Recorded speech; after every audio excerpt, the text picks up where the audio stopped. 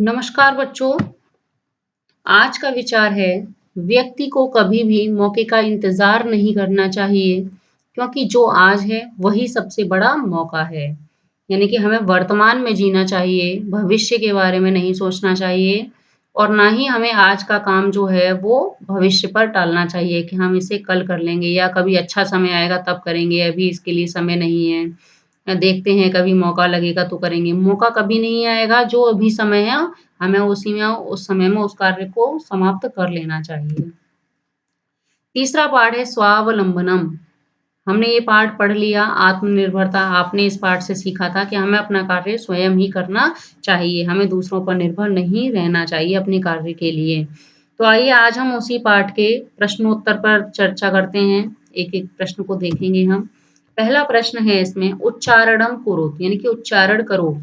तो विंशतिः, द्वाविंशतिः, चतुर्विंशतिः, पंचविंशतिः, अष्टाविंशतिः, नवविंशतिः, त्रिंशत्, द्वात्रिंशत्, त्रयस्त्रिंशत्, चतुस्त्रिंशत्, अष्टात्रिंशत्, नवत्रिंशत्, चत्वारिंशत्, द्विचत्वारिंशत्, त्रयश्चत्वारिंशत्, चतुश्चत्वारिंशत्, सप्तचत्वारिंशत्, पंचाशत्। ये संख्यावाची शब्द हैं, संख्याओं में काम आते हैं, संस्कृत की संख्याएं हैं ये। दूसरा प्रश्न है अधोलिखितानां प्रश्नानां उत्तराणि लिखित यानी कि नीचे लिखे प्रश्नों के उत्तर लिखिए। तो पहला प्रश्न है कस्य भवने सर्वविधानि सुख साधनानि आसन्। कस्य यानी कि किसके भवन में सभी प्रकार के सुख साधन थे, आसन थे। किसके भवन में थे? तो उत्तर है श्रीकंठस्य भवने सर्वविधानि सुख साधनानि आसन्।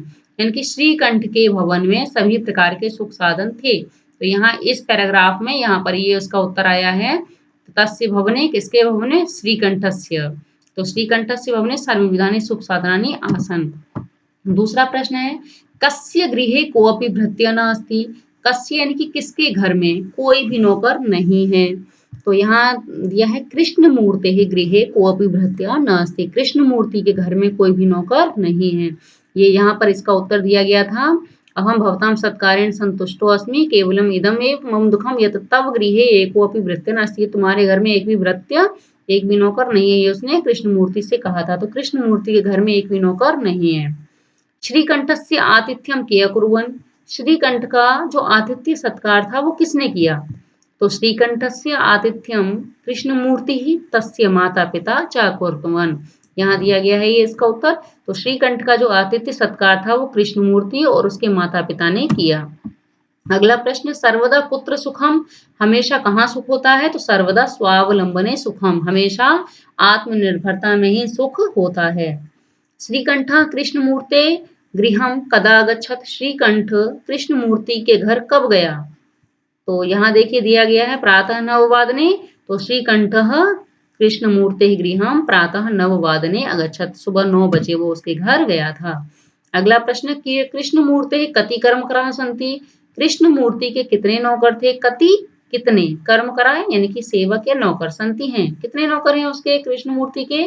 तो कृष्णमूर्ति ने यहाँ क्या बताया था। कृष्णमूर्ति अवदत् मम मम अपि अष्टौ कर्मकराः सन्ति। तो कृष्णमूर्ति ने कहा अष्टौ कर्मकराः सन्ति यानी कि मेरे 8 सेवक हैं, 8 नौकर हैं।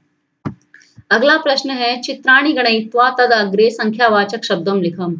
यानी कि चित्रों में जो ये दी गई हैं इनको हमें गिनना है और उसकी संख्या लिखनी है कि ये कितने हैं। तो सबसे पहले ये घड़े दिए गए हैं तो हमें गिनने हैं ये कितने घड़े हैं इसमें। तो संख्या में ये 3, 6, 9, 12, 15, 18 घड़े हैं ये।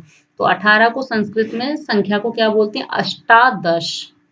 ऐसे ही ये आम है तो आमों की जो संख्या है 777 यानी कि 21 21। तो 21 को हम संस्कृत में बोलते हैं एक विंशति ही। उसके बाद है ये 5-5 की 3 लाइन है तो 5-5-5 अर्थात 15। तो 15 को हम संस्कृत में बोलते हैं पंचदश। अगले एक एक लाइन में यहाँ पर 12-12 दी गई हैं तो 12, 24, 36, 36 यहाँ कैंडल्स हैं। कैंडल्स को हम मोमबत्तियों को सिक्त वर्तिका बोलते हैं। तो ये 36 है तो 36 को हम संस्कृत में बोलते हैं षड्त्रिंशत्। आगे है कैंची। तो ये कैंची कितनी है यहाँ पर 24 कैंचियां हैं। तो चतुर्विंशतिः। आगे यहाँ दिए गए हैं पत्ते हैं ये, तो पत्तों की संख्या 33 है, 33, 11 एक एक लाइन में है तो 33। तो 33 को हम बोलते हैं त्रयस्त्रिंशत्। त्रय और त्रिंशत्, त्रिंशत् यानी कि 30 और त्रय यानी कि 3, 30 और 3 33 होते हैं। अगला प्रश्न है मंजूषातः अंकानां कृते पदानि चुनत। मंजूषा से इन अंकों के लिए हमें शब्द चुनना है। ये अंक कितना लिखा है 28, तो 28 को क्या बोलते हैं, इनमें से चुनना है आपको सही शब्द। तो अष्टाविंशति ही बोलते हैं 28 को। फिर है 30, तो 30 को हम बोलते हैं त्रिंशत्। 24, 24 को बोलते हैं चतुर्विंशति ही। 50, 50 को पंचाशत। फिर 27 तो सप्तविंशति ही।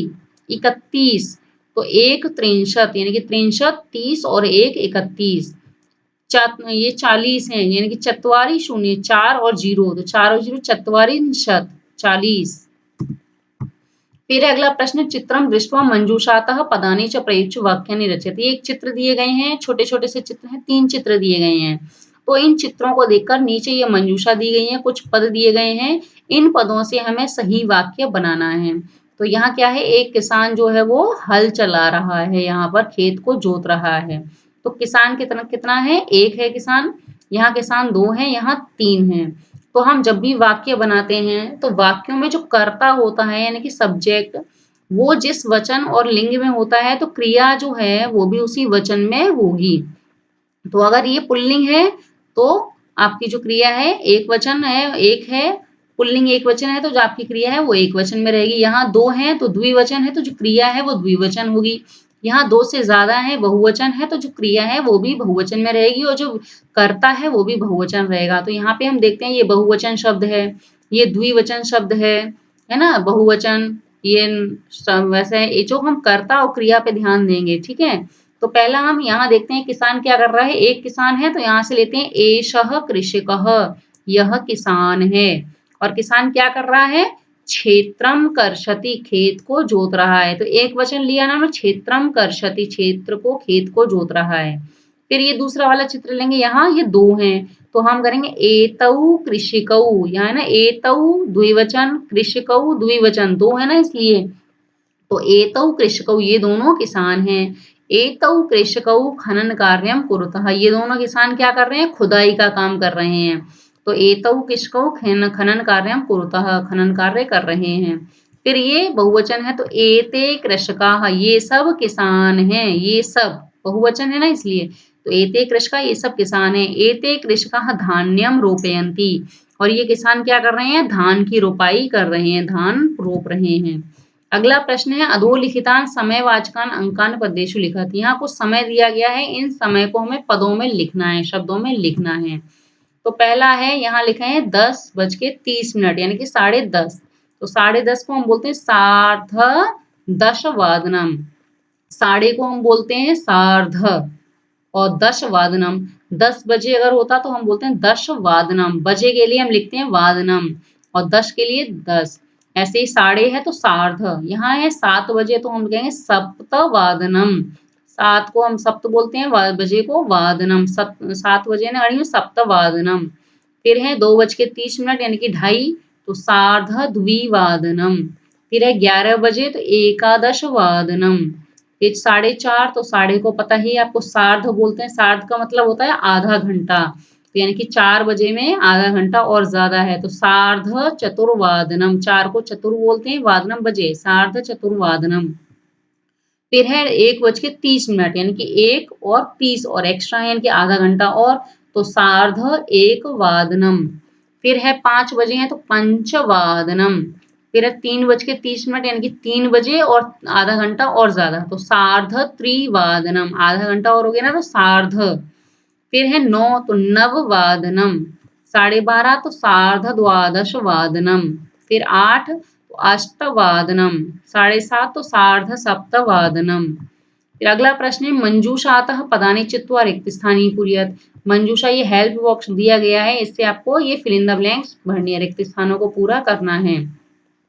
तो पहला है ऋतवः भवन्ति, ऋतुएं होती हैं, कितनी होती है ऋतुएं, 6 ऋतुएं होती हैं। मासः भवन्ति, महीने होते हैं कितने, 12, 12 महीने होते हैं जनवरी से लेकर दिसंबर तक, तो 12 भवन्ति। एकस्मिन् मासे दिवसः भवन्ति। एक महीने में कितने दिन होते हैं? तो 63 अथवा 1 63 यानी 30 या 31। एक महीने में 30 या 31 दिन होते हैं। फरवरी मासे सामान्यतः दिनानि भवन्ति। फरवरी के महीने में कितने दिन होते हैं सामान्यतः? अष्टाविंशति अर्थात 28 दिन होते हैं। मम शरीरे हस्तौ स्तः, मेरे शरीर में हाथ हैं। कितने हाथ हैं हमारे? 2। तो द्वौ हस्तौ स्तः। ये थी आपकी एक्सरसाइज, पूरा हो गया है।